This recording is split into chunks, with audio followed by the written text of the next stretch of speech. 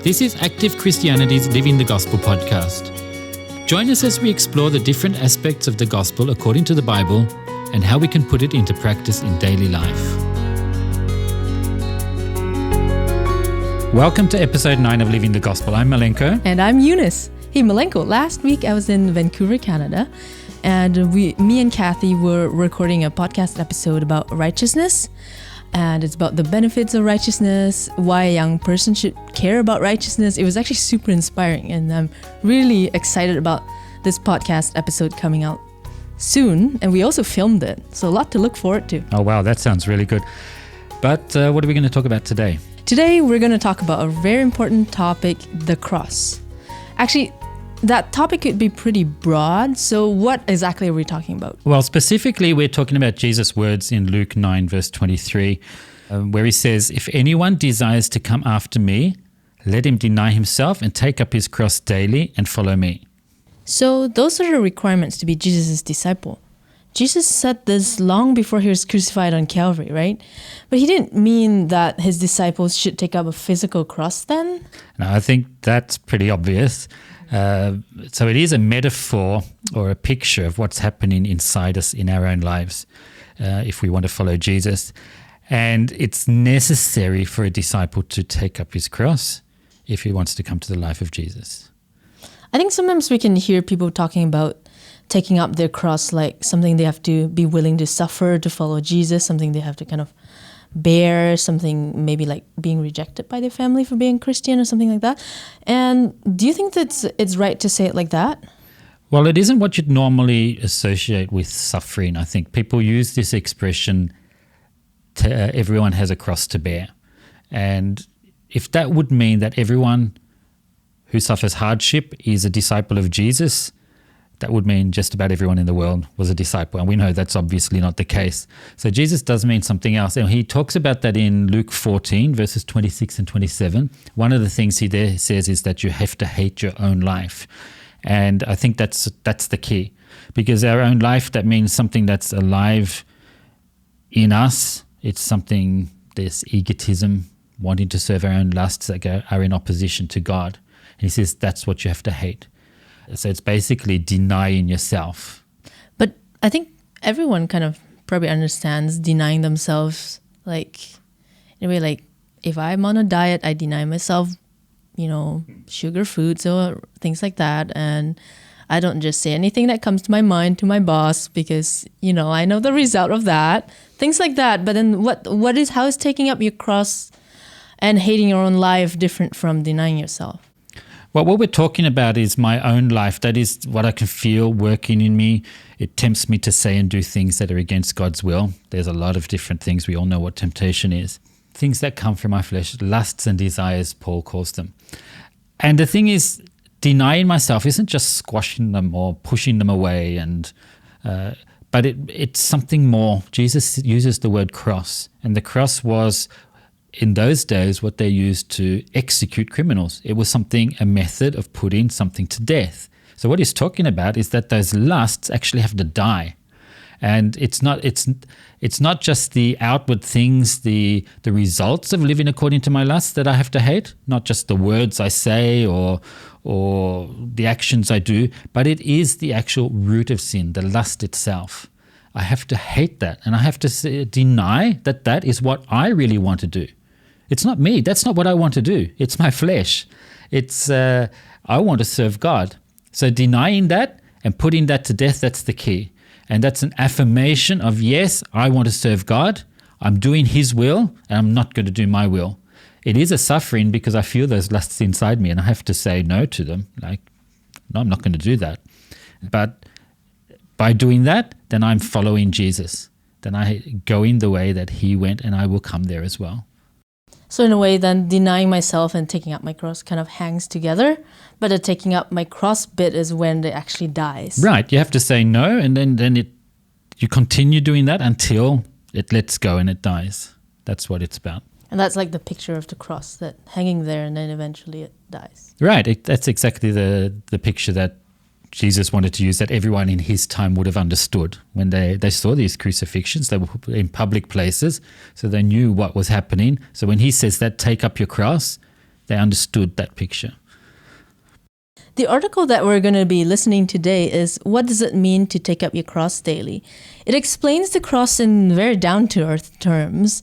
It says that taking up your cross is the same as saying no to thoughts that aren't pleasing to God that come to your mind. Yes, and exactly that's where it does begin. It's in your thoughts. That's where you notice these lusts. But I think sometimes when we think about saying no and no and no again to things that are from our flesh, which actually, honestly, we might actually kind of want to do, especially when we're just starting out. I remember when I was quite a bit younger that it can sometimes seem kind of formidable, something hard, something difficult. So what should be our motivation as young people to take up our cross? Yeah, and I mean, it is denying yourself. It is saying no. So it is difficult. It's a battle. That's what the New Testament talks about too, battle and suffering and so on.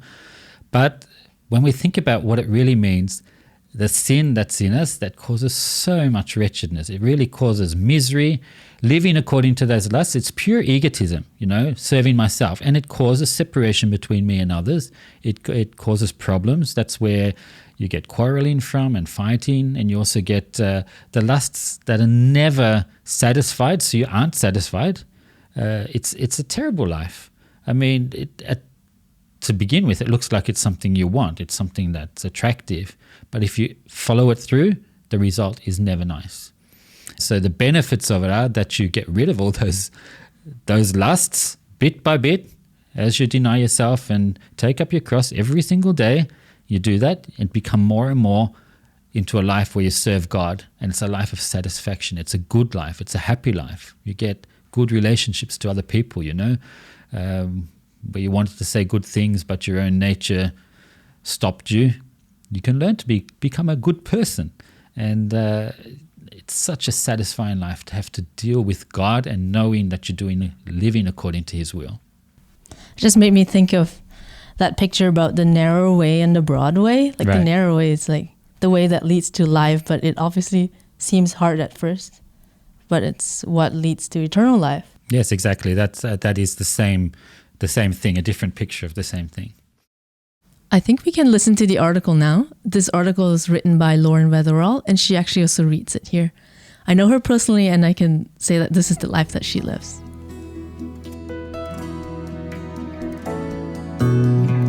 What does it mean to take up your cross daily? Written by Lauren Weatherall. Then he said to them all, "If anyone desires to come after me, let him deny himself and take up his cross daily and follow me." Luke 9, verse 23. What does Jesus mean when he says that you should take up your cross daily? To take up your cross is something that has to take place in your thoughts. When thoughts that aren't pleasing to God come to your mind during the day, you put them to death on an inner cross. A judging thought towards your friend crops up, for example, or perhaps a grumbling thought of dissatisfaction for what you have to do today. As these thoughts come up in your mind, you choose to deny them. Your mind stands guard at the door of your heart, and you get to decide what comes through. When a sinful thought pops up in your mind the first time, it's only a temptation, a suggestion from Satan. But you can choose to deny that thought access to your heart.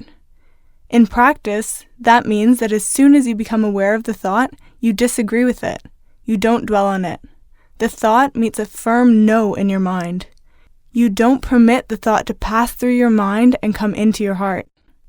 Denying these sinful thoughts is how you take up your cross daily. It hurts to go against what you're naturally drawn to deny the thoughts that you naturally tend to think. Just like a physical cross causes suffering for the body, this metaphorical cross also causes suffering for your flesh, that part of you that is drawn to sin, which is denied its demands. But you have a good reason to choose to do this, and that is what's written in 1 Peter 4, verse 1.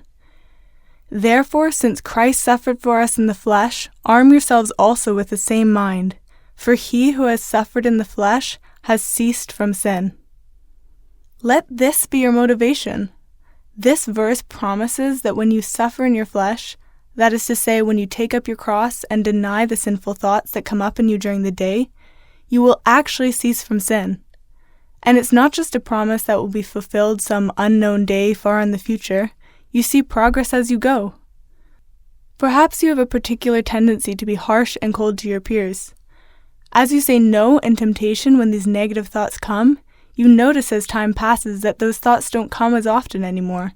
It becomes easier for you to be good and warm and kind to the people around you. This is the fulfillment of that promise. You're becoming free from sin in that area. This is what true discipleship is all about. It is a life that you live daily following after Jesus, your forerunner. What did Jesus do in his daily life? He had a firm resolve when he was tempted. Not my will, but yours be done. Luke 22, verse 42.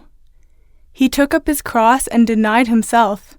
His temptations never resulted in sin, in word, in thought, or in deed. It is also written that Jesus offered up prayers and supplications with vehement cries and tears to him who is able to save him from death. Hebrews 5, verse 7. That is what it takes to faithfully take up your cross daily. You have to cry out to your God for strength to hold out, for the strength to say no and keep saying no in the time of temptation. You must humble yourself and have the same mind that Jesus had. Not my will, but yours be done. Taking up your cross daily leads to transformation. You won't always be the same person you are today. As you're cleansed from the sin in your nature, the fruits of the Spirit come in its place.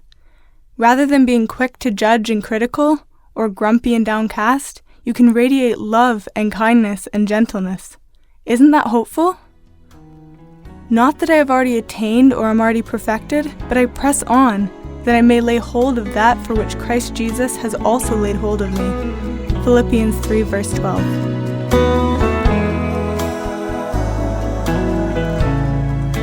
It's so practical. It's just about saying no. And every day as we're taking up our cross, then we're getting transformed. Yeah, and as we heard from Lauren here, it's so hopeful. So there's really a lot we can say about this topic, about the cross. It is actually the core of Christianity. It's life. It's real life as a disciple. It says to take up your cross daily.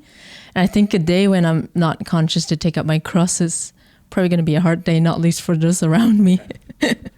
So even so, I do and say things that I regret after.